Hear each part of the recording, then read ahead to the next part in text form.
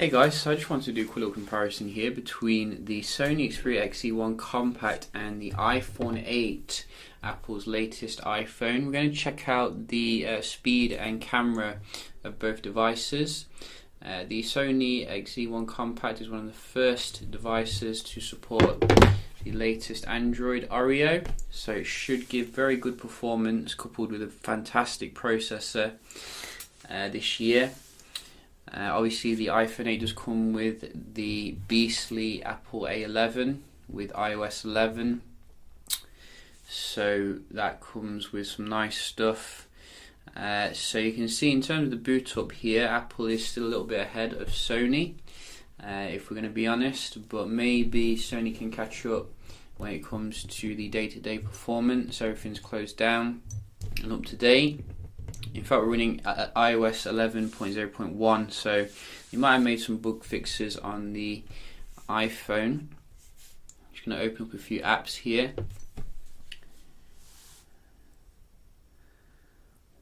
So a little bit different animation there. This one. So that wasn't that app, it was just something in the background. I've heard that some people are having some bugs with Android Oreo, so there could be some crashes here and there. Very quick to load Vimeo.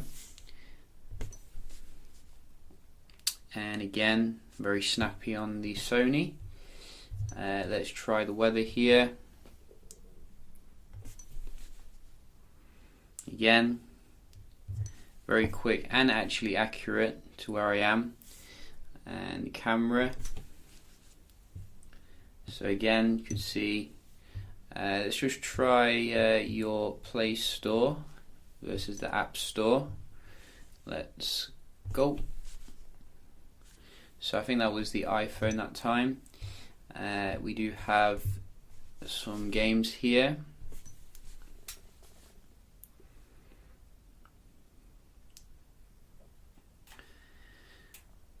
I gotta say, in terms of the real life performance, I think that was the iPhone then for Asphalt. I think the Sony does feel a lot faster than other similarly spec'd phones, probably because of the smaller display. That was the iPhone again here, a little bit ahead. But you can see I think iOS 11 is still better when it comes to your games.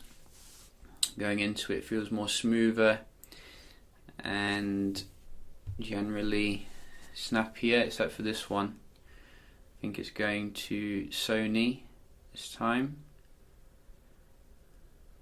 Yeah, so Sony does pull one back there. Last one.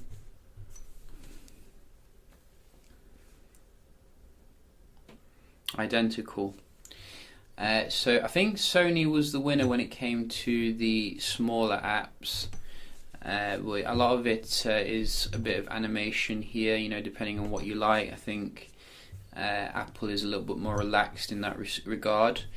We can just have a look at the speed here of the Wi-Fi.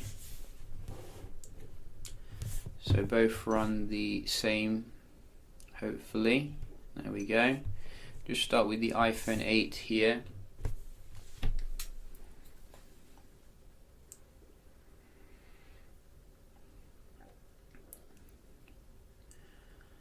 Some very nice scores indeed. I think that's actually an improvement over the 7.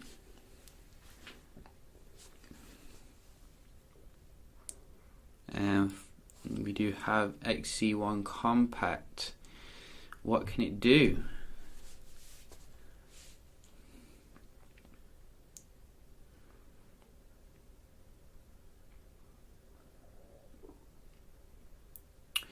So it can't quite match the iPhone 7 here, which is unfortunate, given that it's coming with the latest processor.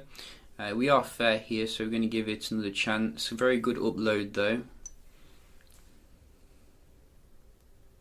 I think the XE Premium did do quite well. Oh, it's really gone for it this time. There you go. You see, so it can be quite variable actually in terms of the Wi-Fi. Should we give Apple another go, just to be fair?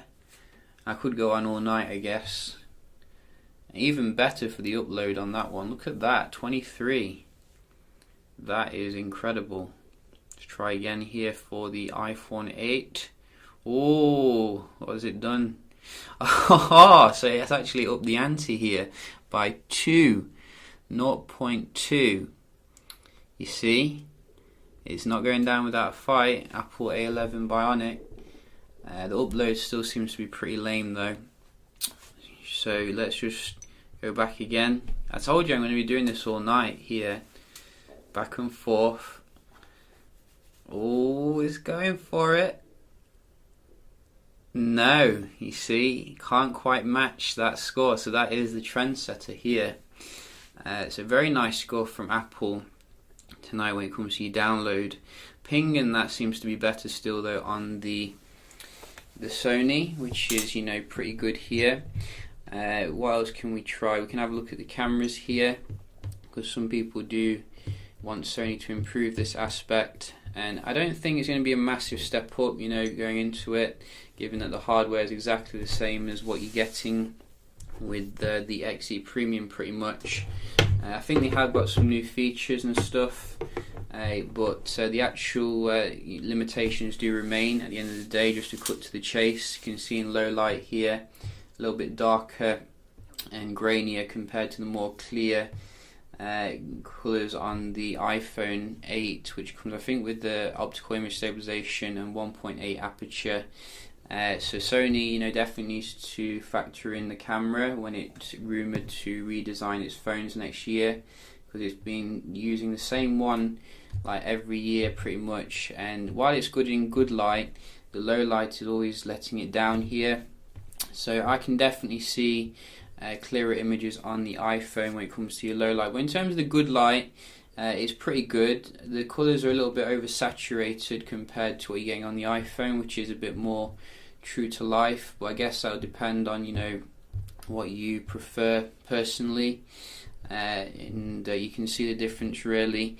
The 4K on both of them is very nice and smooth and steady. I don't think there's a massive gap anymore, because Sony did actually go right in front when it came to the stabilization, but Apple has caught up pretty much in that regard. Both are very smooth and good focusing. So, you know, the camera is solid here, but it's coming with the same limitations really as the Z5 compact, the all other compacts in my opinion. So that is a little bit disappointing really, but if you can look past the actual camera here, you are getting a very solid package for a more affordable price. At the end of the day, you are getting Android Oreo, which comes with some nice features, like when you're downloading something, the app actually comes up now with like a loading bar. You also get a lot of new shortcuts and features here that you can do when pressing down on apps. The whole interface looks actually much fresher actually, so that's quite nice. The price is actually cheaper. You can get them for about €500 compared to €700 for an iPhone 8. Obviously the iPhone 8 does come with its own advantages. You're getting an amazing Geekbench score, but you know, benchmark isn't everything at the end of the day. It's more about usability. Also, obviously, you know, you're getting the iOS 11, which comes with some nice features. So yeah, just a quick little comparison here. We'll do some other comparisons with the XZ1 Compact. So I hope you enjoyed this one, and I'll see you in the next one. Cheers.